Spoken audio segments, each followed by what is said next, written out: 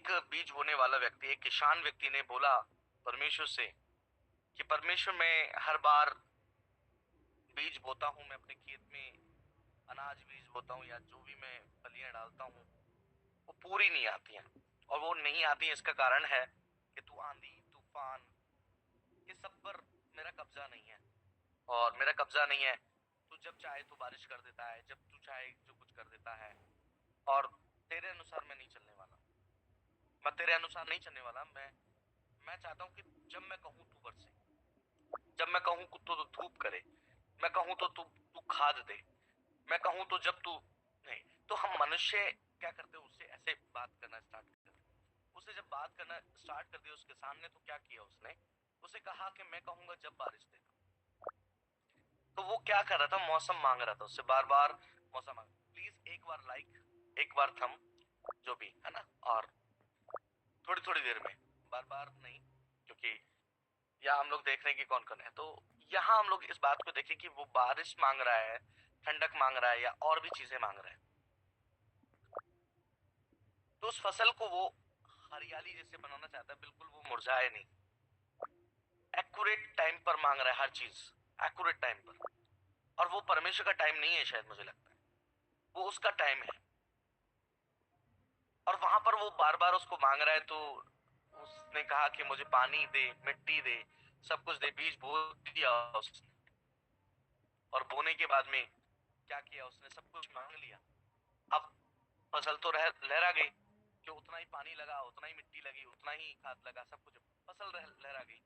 Last में उसने देखा कि मेरी फसल तो एकदम लाजवाब हो गई है, और मेरे अनुसार परमेश्वर ने कर भी दिया, और परमेश्वर ने मान भी लिया। जैसे इजराइलियों को परमेश्वर ने मान लिया। इजराइलियों को जैसे उसने कहा कि मन्ना बरसा, तो मन्ना बरसा दिया, सब कुछ दे दिया। वो बटोरने लगे, खा भी गए और बटोर भी लगे। तो कुछ को सहन लग गए, कुछ को सड़ गए।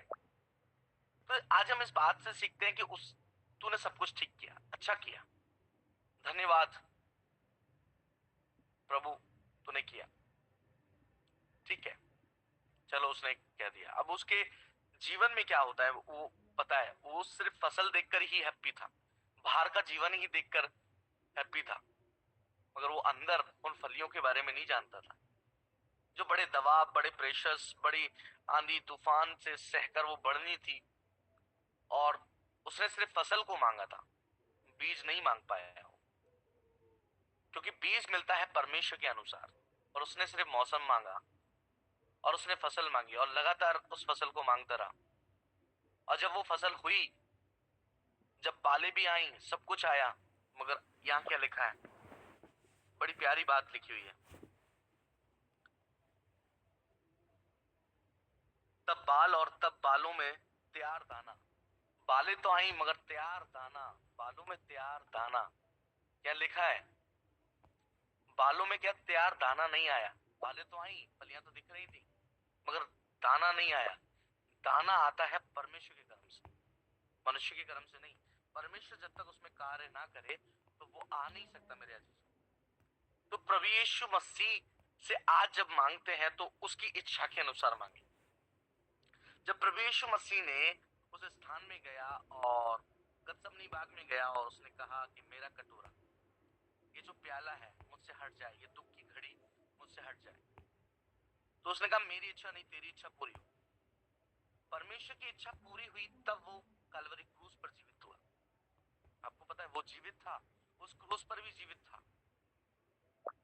वो जो क्रूस है वो जीवित है आज भी, शिफा का क्रूस है वो उस पे जीवित है, बलवंत है, फलवंत है। हालेलुया। तो मैं यहाँ पर बताना चाहता हूँ कि परमेश्वर का वचन आज हमसे क्या कहना चाहता है, कि जब उसने परमेश्वर की इच्छा को रखा, वहां पर परमेश्वर के कलाम को रखा, तो वो तीसरे दिन जिंदा हुआ। उसके चेले पूछते रह गए कि ये इसको तू ढा देगा, इस मंदिर को ढा देगा। वो लोग नहीं समझ पाए मंदिर ढाने का मतलब, कि मंदिर ऐसे बड़े समय में बनाया और तू उसको 3 दिन में खड़ा कर देगा। परमेश्वर की इच्छा है 3 दिन में फल लाने वाला है। उन फलियों में, उन बालों में ताकत लाने वाला है तो सिर्फ परमेश्वर है। तो यहाँ देखिए हाशिया लगाते हैं।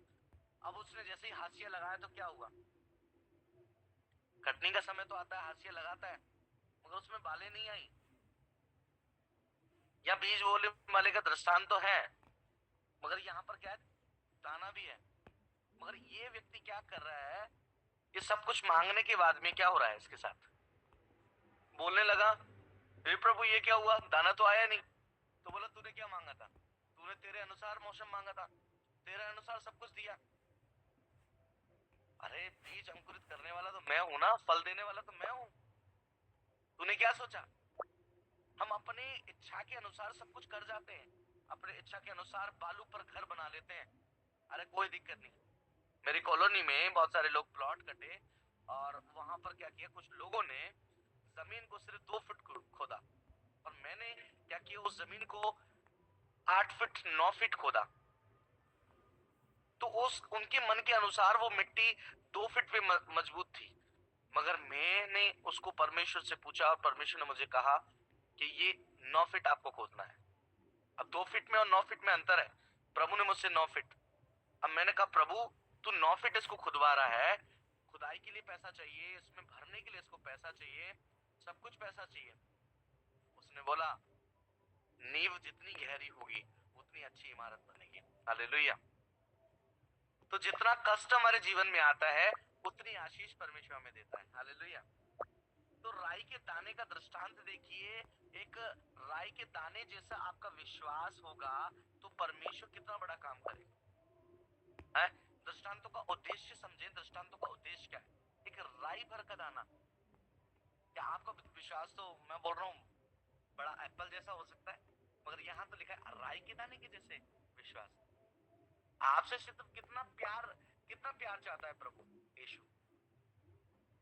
प्यार का सबसे अच्छा मतलब बताऊं, विश्वास। जो कहता है ना मैं तुमसे प्यार करता हूं, अरे प्यार ना करे वो विश्वास शब्द बोल देना कि मुझे तुम पे बहुत ट्रस्ट है, मैं तुम्हारी बहुत केयर करता हूं, मैं तुम्हारी देखभाल करता हूं, तो मैं बोलता हूं वो अच्छा प्यार करता है, वो प्रेम करता है ना। मगर यहाँ पर क्या है, विश्वास। कितना राई के दाने के समान विश्वास। तो फिर उसने कहा हम परमेश्वर के राज्य की उपमा किससे दें, है ना। ये 4 अध्याय उसका 30वां वचन कह रहा है। 4 अध्याय मरकुस की पुस्तक, सभी लोग निकालेंगे मरकुस की पुस्तक 4 अध्याय उसका 30वां वचन राई के दाने का दृष्टांत यहाँ पर बता रहा है और दृष्टांतों का उद्देश्य हमें जानना है। फिर उसने कहा हम परमेश्वर के राज्य की उपमा किससे दें और किस दृष्टांत से उसका वर्णन करें, किस दृष्टांत से उसका वर्णन करें। वह राई के दाने के समान है, जब भूमि में बोया जाता है तो भूमि के सब बीजों से छोटा होता है। राई का दाना क्या होता है, सब बीजों में छोटा होता है, बहुत छोटा बीज होता है। मैं बोल रहा हूँ बहुत बारीक। एक मोटी राई होती है और एक छोटी राई होती है। कितने लोग जानते हैं छोटी राई और बड़ी राई। हमारे राजस्थान में सबसे ज्यादा सरसों होती है और सरसों में से निकलने वाली राई होती है, और वो 2 तरीके की राई होती है, एक मोटी राई होती है, एक छोटी राई होती है। सबसे छोटी राई और राई उसको बोलते हैं, एक को सरसों नाम दे दिया गया है, एक को राई नाम दे दिया है। राई होती है बिल्कुल बहुत बारीक। फिर उसने कहा हम परमेश्वर के राज्य की उपमा किससे दें और किस दृष्टांत को उसका वर्णन करें। वह राई के दाने के समान है, जब भूमि में बोया जाता है तो भूमि के सब बीजों से छोटा होता है, परंतु जब बोया गया तो उगकर सब साग पात से बड़ा हो जाता है। सब साग पात से बड़ा हो जाता है। साग पात जितनी भी सब्जियां होती हैं सबसे अलग साग पात होता है। साग पात से बड़ा हो जाता है। सरसों का पेड़ बड़ा हो जाता है, बहुत 5-5 6-6 7-7 फुट हो जाता है, और मैंने जितना देखा उससे भी बढ़कर ज्यादा हो जाता है। वहां लिखा है ना। उसका उसका उसका उसका साग भी हम लोग खाते हैं। तो यहाँ पर देखो कितना अच्छा बात कह रहा है कि भूमि के सब बीजों से छोटा होता है, परंतु जब बोया गया तो उगकर सब साग पात से बड़ा हो जाता है, और उसकी ऐसी बड़ी डालियां निकलती हैं कि आकाश के पक्षी उसकी छाया में बसेरा कर सकते हैं। वह उन्हें इस प्रकार के बहुत से दृष्टांत देकर उनकी समझ के अनुसार वचन सुनाता था, और बिना दृष्टांत कहे वह उनसे कुछ भी नहीं कहता था, परंतु एकांत में वह अपने निज चेलों को सब बातों का अर्थ बताता था। एकांत में, देखिए एकांत शब्द बहुत प्यारा शब्द है। आज आपको वचन समझ में नहीं आता, प्रचार करने की इच्छा नहीं होती, सुसमाचार करने की इच्छा नहीं होती, सेवा करने का मन नहीं होता, लोगों को जोड़ने का मन नहीं होता, आप मेहनत नहीं कर सकते, लोगों को प्रार्थना में जोड़ नहीं सकते, आप एक भाई को कॉल करके भी प्रार्थना में जोड़ नहीं सकते, तो आज आप प्रार्थना करें। हालेलुया। आज आपका एक टाइम का समय कि हम इस लिंक को लोगों तक पहुंचा दें जिससे उनकी आत्माएं बच पाए, ये आपका समय है। तो यहाँ पर एकांत में आप परमेश्वर से प्रार्थना करें कि परमेश्वर हमें सेवकाई करने वाला मन दे। और परमेश्वर सेवकाई वाला मन कैसे देगा? जब आप एकांत में प्रार्थना करेंगे। हालेलुया। कोई नहीं जानता मैं जब प्रार्थना करता हूं, सिर्फ मेरा परमेश्वर जानता है। हालेलुया। और मैं उससे 1 सेकंड का रिश्ता रखता हूं। 1 सेकंड, सिर्फ 1 सेकंड में परमेश्वर से बात करता हूं। मगर वो 1 सेकंड कैसा होता है? बहुत अद्भुत होता है। मैं परमेश्वर से सिर्फ 1 सेकंड बात करता हूँ। परमेश्वर यस और नो, यस। मैं 1 सेकंड परमेश्वर को देता हूँ। हालेलुया। तो हर सेकंड परमेश्वर को देने का अर्थ बहुत बड़ा बात है। एक एक सेकंड आप परमेश्वर को देंगे, 1 सेकंड देना है आपको परमेश्वर को, तो वो आपको अकेले में उन बातों का अर्थ बताएगा। बाइबल जिनको समझ में नहीं आती, मरकुस की पुस्तक जिनको समझ में नहीं आ रही है, वो परमेश्वर से प्रार्थना करें। आप सच बताएंगे, आज जितने भी लोग हैं, 4 अध्याय तक हम लोग आ गए हैं, 3 अध्याय भी हम लोग पढ़ रहे हैं। मैं आज जल्दी नहीं जाऊंगा, मैं इन्हीं में रहूंगा। आप मुझसे सवाल कर सकते हैं, है ना?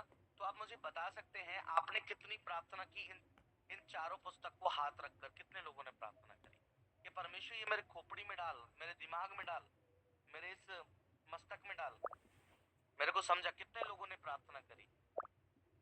देखो, प्रार्थना नहीं करोगे ये नहीं समझ में आएगा। यीशु मसीह भी जब चेलों को चुनाव करने के बाद, दुष्ट आत्मा निकालने के बाद, पाप क्षमा करने के बाद में यीशु मसीह एकांत में जाता है और प्रार्थना करता है।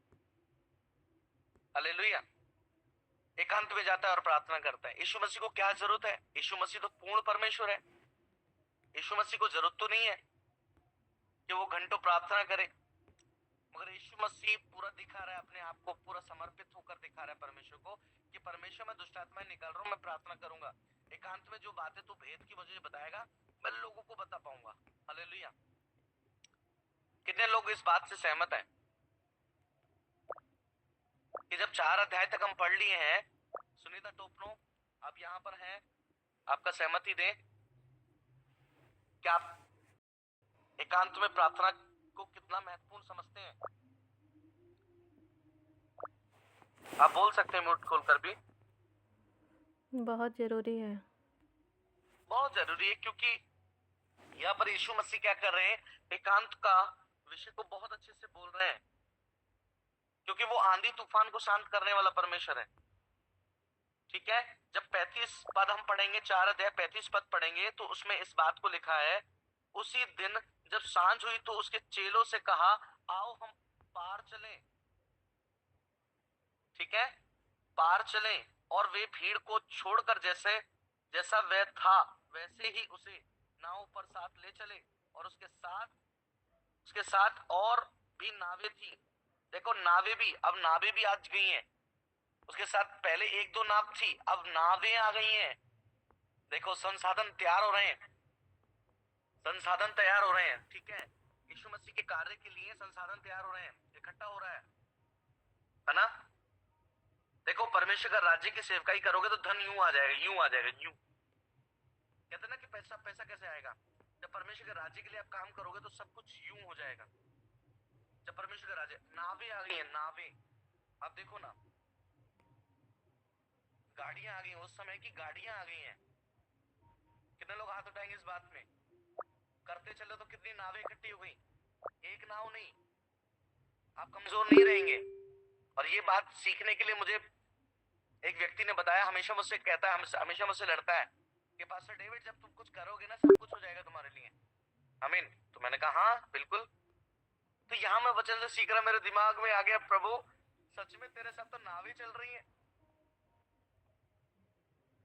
क्योंकि तू क्या कर रहा है? चंगाई दे रहा है, पापों को क्षमा कर रहा है। तो जिनके पाप क्षमा हुए वो नावें लेकर चल दिए कि चलो भाई और भी चलते हैं, और भी लोग सारे बीमार हैं, तो मेरे अजीजों, आप जब करेंगे ना तो आपके साथ नावें दौड़ेंगी, आपको डूबने नहीं देंगी नावें। और जब संगठित रहोगे, ठीक है, आप इस देश की, आज आप इस देश की सफाई करोगे ना, कैसे उसको कर पाओगे? देखो, तिनका तिनका जोड़कर जब झाड़ू बनाई जाती है ना, जब एक व्यक्ति, सफाई करने वाला व्यक्ति एक दिन झाड़ू बना रहा था, तो मैं देख रहा था बड़े प्यार से वो झाड़ू बना रहा था। तो बड़ी बड़ी लंबी लंबी सीखी ले रहा, तिनके तिनके इकट्ठे किए, एक एक तिनका इकट्ठा किया उसने, और उसने उसको एक साथ वायर से बांध दिया, और पीछे से उसको लकड़ी का एक हैंडल उसमें गिर दिया, और उसको कस्से से जमीन में मारा। तो वो झाड़ू क्या है, पूरी खिल गई, और वो ऐसी लायक हो गई कि वो अब क्या है, सफाया कर सकती है। वो एक मुट्ठ में तैयार हो गई। मगर तिनका तिनका अलग होता था। क्या सफाई कर पाओगे आप इस देश की? क्या दुष्ट आत्मा को भगा पाओगे आप संगठित होकर? कितने लोग जुड़ रहे हैं आज? आज यहाँ पर कितने लोग जुड़ रहे हैं? कम से कम 35-40 लोग जुड़ रहे हैं। मगर सर, कल शायद आप लोगों में से जुड़ने वाले कुछ लोग नहीं आएंगे। 35 लोग जुड़ रहे हैं यहाँ पर, एक भाई ने बोला। तो कल 35 लोग जुड़ रहे हैं। एक एक व्यक्ति भी एक व्यक्ति को जोड़ता है तो 70 लोग होते हैं भाई। तो 70 वाली अपन झाड़ू बना लेंगे ना, तो दुष्ट आत्मा को सफाया कर देंगे। हालेलुया। कितने लोग हाथ उठाएंगे इस बात को? दुष्ट आत्मा को किससे? आप डंडे से भगाने की जरूरत नहीं है, झाड़ू से भगाने की जरूरत है। उसका सफाया कर देना है। हम तिनका तिनका मिलकर एक अच्छी सी झाड़ू बन गए ना, चूल, चूल जिसको चूल कहा जाता है, चूल बन गए तो भाग जाएगी वो। समझ रहे हैं? उसका सफाया हो जाएगा। और ज्यादा पंगा करेगा तो उसको उल्टा पकड़ के उसका मुट्ठी मार देना उसको। ये ऐसा बड़ा मुट्ठ होता है उसका, वो मार देंगे ना तो शैतान भाग जाएगा। क्योंकि एक साथ बंधे होना ताकत होती है। बंद मुट्ठी लाखी और खुल जाए तो खाकी। देखो, खुल गई तो बिखर जाएगा सब कुछ। बंद होना है इस मुट्ठी में, फिर ये मुक्का बन जाता है, शैतान भाग जाएगा। हालेलुया। बनाओ अपने साथ एक मुक्का। जो आपको रोक रहा है उसको दे दनादन दे दो, मगर कैसा? उसके अंदर शैतान में देना है, मनुष्य को नहीं। हालेलुया। देखो कितना अच्छा बात है। तो उसी दिन सांझ हुई तो उसने चेलों से कहा, आओ हम पार चलें। और वे भीड़ को छोड़कर जैसा वे था वैसे ही उसे नाव पर साथ ले चले, और उसके साथ और भी नावें थी। तब बड़ी आंधी आई। देखो, संघर्ष आता है, आंधी आती है, तूफान आते हैं, आंधी भी आएगी। क्या आ गई? आंधी आ गई, तूफान आ गया। और उसके साथ भी नावें थी। तभी बड़ी आंधी आई और लहरें नाव पर यहाँ तक लगी कि वह अब पानी से भर जाती थी। पर वह आप पिछले भाग में गद्दी पर सो रहा था। वो क्या कर रहा था? वो आराम से, देखिए, आराम से रेस्ट मिलेगा यीशु मसीह को। तो उसे पता है बहुत सारी नावें थी, विश्वास से चल रही थी, वहां पे नावें थी। अब क्या होता है, यहाँ पर लगी हुई पानी से भरी जाती थी, पर वे आप पिछले भाग में गद्दी पर सो रहा था। देखो, आसन भी बन गया यीशु मसीह के लिए, गद्दी तैयार हो गई, गद्दा तैयार हो गया, कोई कमी नहीं है। यीशु मसीह के समय में देखो यहाँ लिखा है गद्दी। आज हम गद्दा बड़ा डल्लव के लिए रोते हैं, ऐसा नहीं है। उस समय में भी गद्दी थी यीशु मसीह के समय में भी। यीशु मसीह का राज्य छोटा राज्य नहीं था उस समय का, कि उस समय प्रोवाइड नहीं थी चीजें, सब कुछ था उस समय। आज आपके पास जो कार गाड़ी घोड़ा है ना, उस समय में सब थे, रथ थे उस समय में, सब कुछ था। देखो यहाँ पर एक एक चीज लिखी हुई है। गद्दी पर सो रहा था, तब उन्होंने उससे जगाकर उससे कहा, हे गुरु, क्या तुझे चिंता नहीं कि हम नष्ट हुए जाते हैं? क्या कह रहे हैं? अब उससे चेले क्या कहने लगे? गुरु बोलने लगे हैं। ठीक है, गुरु बोलने लगे हैं, हे गुरु, क्या तुझे चिंता नहीं कि हम नष्ट हुए जाते हैं? तब उसने उठकर आंधी को डांटा। किसको डांटा? उनको नहीं, पहले आंधी को डांटा। चल, ये घबरा रहे हैं, चल भाग यीशु मसीह के नाम से, भाग जा। जितने लोगों के जीवन में आंधी आई है ना, जिनकी पत्नियां परेशान है, जिनके पति परेशान है, दुष्ट आत्मा से पीड़ित है, यीशु मसीह के नाम से आप डांटे उनको, यीशु के नाम से डांटे उनको। वीडियो चल,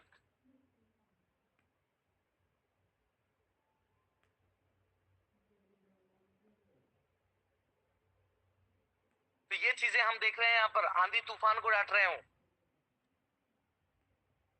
यहाँ पर आंधी को डांटा जा रहा है, आंधी को डांटा जा रहा है और कहा जा रहा है कि हट जा यहाँ से। और लहरें नाव पर यहाँ तक लगी कि वह पानी से भरी जाती थी, और उनको यीशु मसीह ने क्या किया? हटा दिया। क्या तुझे चिंता नहीं कि हम नष्ट हुए जाते हैं? तो उसने उठकर आंधी को डांटा और पानी से कहा, शांत रह जा और थम जा, और आंधी थम गई, बड़ा चैन हो गया। यीशु मसीह की बात आंधी तूफान मान रहा है। कितने लोगों के पास में तजुर्बा है कि जिन्होंने प्रार्थना किया है और आंधी और तूफान थम गया है? कितने लोगों के पास में ये बात है? कितने लोगों ने, बारिश आ रही हो, आपका काम अटका पड़ा है और आपने प्रार्थना करी है? कितने लोग गवाही देंगे इस बात पे? कोई बताएगा कि मैंने आंधी तूफान को डांटा है और वो बंद हो गया? बहुत ज्यादा बारिश थी। हाँ, यस यस यस। हाँ, मेरे साथ एक बार घटना हो गई कि दिन रात बारिश आ रही थी और मैंने आसमान पर उठा के परमेश्वर को बोला कि प्रभु दिन रात बारिश आए तो अभी के अभी बारिश थम जाए। तो जैसे मैं आमीन बोला तुरंत बारिश रुक गई थी। मैं परमेश्वर का हालेलुया। तो देखो गवाही गवाही यहाँ पर हो रही है। डाटा तो क्या हो गया? थम गई, काम नहीं हो रहा था आपका। जय मसीह की। हाँ, सभी को बोलिए जय बोलिए। मसीह की। जय मसीह की। आज हमारे घर में चारों तरफ सुबह से बहुत बारिश हो रही है, लेकिन मैंने प्रभु से प्रार्थना करी, प्रभु मेरे घर में पानी निकलने की सुविधा नहीं है, और बारिश हो लेकिन ऐसी बारिश ना हो जो घर में पानी रुके। तो परमेश्वर का धन्यवाद हो, फुहारे टाइप अभी तक हो रही है, फुहारे फुहारे, लेकिन जो मूसलाधार बारिश होती है, परमेश्वर ने ऐसी बारिश से बचाया। मैंने सुबह से प्रार्थना कई बार किया, परमेश्वर का धन्यवाद हो सुनने के लिए, अभी तक बचाया है। ठीक है, यहाँ पर एक बात और हम सीख सकते हैं। अचानक होने वाली बारिश को हम लोग, जब हमारा काम बिगाड़ती है, उसको हम लोग मना कर सकते हैं, मगर कभी कभी एक मौसमी बारिश होती है जो परमेश्वर हमें देता है। मौसमी बारिश होती है जो मौसम के अनुसार होती है, जैसे पतझड़ होता है ना, और ठंड होती है, गर्मी होती है, बारिश का मौसम भी होता है, मगर बिन बिन मौसम बारिश भी हो जाती है। तो यहाँ पर बिन मौसम आंधी हो रही है, क्योंकि परमेश्वर का चमत्कार होना था ना। जब परमेश्वर का चमत्कार होता है ना, बिन बारिश कुछ भी होता है, बिन बिन मौसम कुछ भी होता है। तो आंधी थम गई और बड़ा चैन हो गया। जान रहे हैं आप?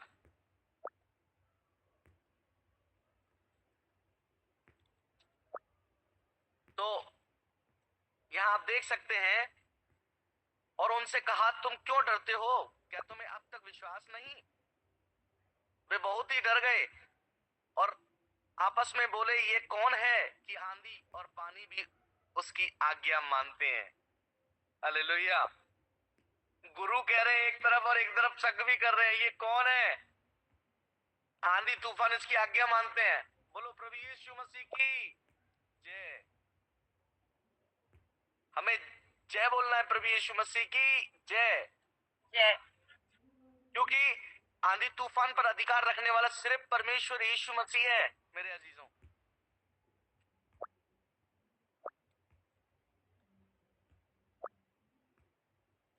तो आज हमें समझने का आवश्यकता है, परमेश्वर हमसे प्यार करता है।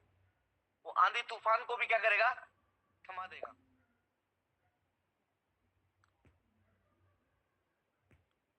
आंधी तूफान को भी क्या करेगा? वो थमा देगा। तो मेरे अजीजों, आज हमें सीखना है। 4 अध्याय से हमने बहुत कुछ सीखा है। दीपक का दृष्टांत सीखा है, बीज बोने वाले का दृष्टांत सीखा है। हाँ, तो हम यहाँ पर जब देख रहे हैं कि यीशु मसीह क्या कर रहा है, चंगाई पे चंगाई, चंगाई पे चंगाई, उसके साथ नावें तैयार हो रही हैं। हालेलुया। कितनी सारी नावें जा रही हैं उसके साथ। वो कह रहा है, डर क्यों रहे हो? मैं हूं ना। तुम्हारा विश्वास कहाँ चला गया? तो अजीजों, संसाधन पैदा हो जाएंगे जब आप प्रभु के नाम को महिमा दोगे। आइए हम प्रार्थना करें। धन्यवाद प्रभु इस समय के लिए, आपने आशीष किया। यीशु के नाम मांगते हैं, आमीन। आगे इस समय आप